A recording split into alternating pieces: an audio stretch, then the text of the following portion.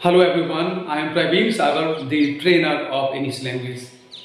आज मैं आपको एक टॉपिक पर अपने मन की बात बताना चाहूँगा। टॉपिक है दहेज प्रथा। इसकी शुरुआत कब से हुई, इसका असली जिम्मेदार कौन है और दहेज क्या होता है। देखिए, दहेज प्रथा की शुरुआत हुई थी उत्तर वैदिक काल से। दहेज क्या है? जो संपत्ति विवाह के समय वधु पक्ष के परिवार वालों से वर पक्ष के परिवार वालों को दी जाती है, उसको दहेज कहा जाता है। आपके अनुसार दहेज प्रथा का असली जिम्मेदार कौन है? वधु पक्ष, वर पक्ष, लड़का लड़की या समाज? आप कमेंट बॉक्स में मुझे जरूर बताना कि आप दहेज प्रथा का, एक प्रथा तो नहीं, इसको मैं कुप्रथा कहूँगा, कि दहेज कुप्रथा का असली जिम्मेदार आप किसको ठहराते हैं।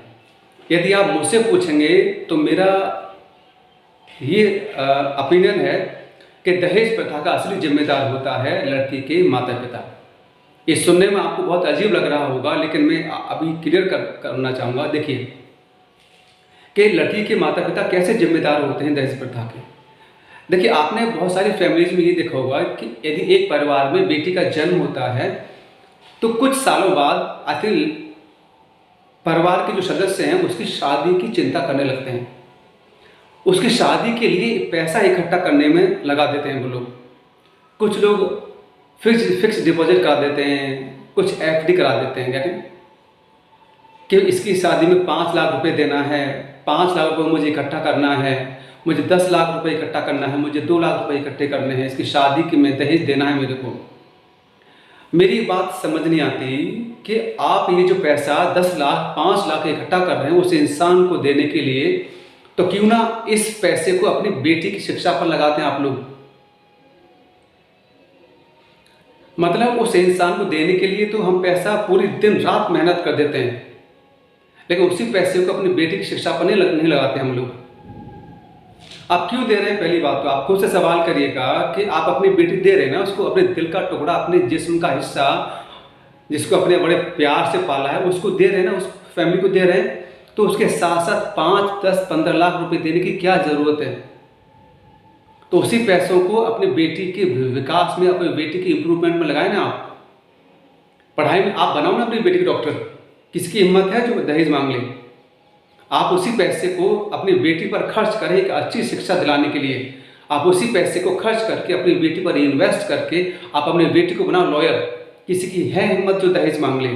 आप उसी पैसे से अपनी बेटी को आप एक इंजीनियर बनाएं, लीडर बनाएं, एक्टर बनाएं, एक्ट्रेस बनाएं, साइंटिस्ट बनाएं, आईएएस बनाएं, पीसीएस बनाएं, डीएम बनाएं, कलेक्टर बनाएं। किसी की हिम्मत है जो आपकी बेटी से और आपसे दहेज मांग ले?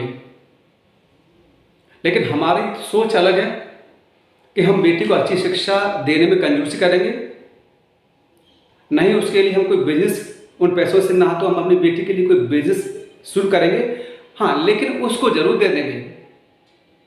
मैंने देखा है कि जब रिश्ता होने जाता है, जब फर्स्ट मीटिंग होती है, तो कुछ लड़की के माता पिता खुद आगे से ऑफर देते हैं, आपकी कोई मांग है, आप कुछ दहेज में लेना चाहेंगे? ये कैसा सवाल पूछ लिया आप लोग। जब आप ऐसे ऑफर दोगे सामने वाले को, तो श्योर वो ना चाहते हुए भी अपनी इच्छा जाहिर करेगा और आपसे दहेज मांगेगा। आप ऐसे सवाल क्यों पूछते हैं? क्या आपकी कोई इच्छा तो नहीं है? आप क्या चाहते हैं दहेज में, कितना पैसा चाहते हैं? आप उनसे सीधा ये बोलिए कि हम दहेज नहीं देंगे। इस सवाल की जगह आप ये बोलो कि हमारे पास दहेज नहीं देने के लिए, हमारे जितना बन पड़ेगा हम उतना देंगे, कि हम कमांड में या प्रेशर में आके शादी नहीं करेंगे। अब आप बोलेंगे कि सर ये चलन हो चुका है, ये तो प्रथा बन चुकी है। तो प्रथा बनाई किसने? हम लोगों ने। तो इस प्रथा को तोड़ेंगे कौन? हम सभी।